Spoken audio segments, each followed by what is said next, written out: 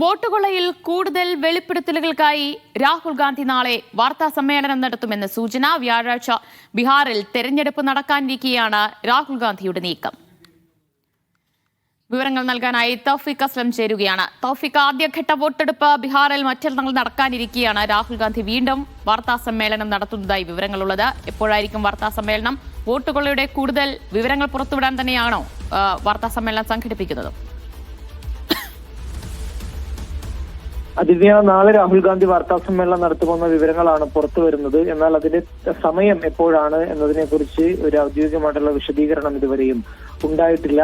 നാളെ രാഹുൽ ഗാന്ധി വാർത്താ സമ്മേളനം നടത്തുമെന്നുള്ള സൂചനയാണ് ഇപ്പോൾ പുറത്തു വരുന്നത്. മറ്റന്നാളാണ് ബീഹാറിൽ ആദ്യഘട്ട വോട്ടെടുപ്പ് നടക്കുക. അതിന് മുന്നോടിയായിട്ട് ചില വോട്ടുകളുമായി ബന്ധപ്പെട്ട കൂടുതൽ വിവരങ്ങൾ രാഹുൽ ഗാന്ധി പുറത്തുവിടുമെന്നാണ് കോൺഗ്രസ് വൃത്തങ്ങളിൽ നിന്ന് ലഭിക്കുന്ന ആ വിവരം. നാളെ രാവിലെയോടുകൂടി ഒരുപക്ഷെ വാർത്താ സമ്മേളനത്തിന്റെ സമയം ലഭിച്ചേക്കുമെന്നാണ് നിലവിൽ പ്രതീക്ഷിക്കുന്നത്. ഇനിയും വോട്ടുകൊള്ളയുമായി ബന്ധപ്പെട്ട് നിരവധി വിവരങ്ങൾ പുറത്തു കൊണ്ടുവരുമെന്ന് രാഹുൽ ഗാന്ധി കഴിഞ്ഞ വാർത്താ സമ്മേളനത്തിൽ പറഞ്ഞിരുന്നു. അതോടൊപ്പം തന്നെ വലിയ ബോംബുകൾ പൊട്ടാനുണ്ട് എന്നുള്ളൊരു സൂചന കൂടി രാഹുൽ ഗാന്ധിയുടെ ഭാഗത്തുകൊണ്ട് ഉണ്ടായിരുന്നു. നിലവിൽ ചില മണ്ഡലങ്ങളിലെ വോട്ടുകൊള്ളയുമായി ബന്ധപ്പെട്ടുള്ള വിവരങ്ങളായിരിക്കും രാഹുൽ ഗാന്ധി പുറത്തുവിടുക എന്നാണ് നിലവിൽ ലഭിക്കുന്ന വിവരം.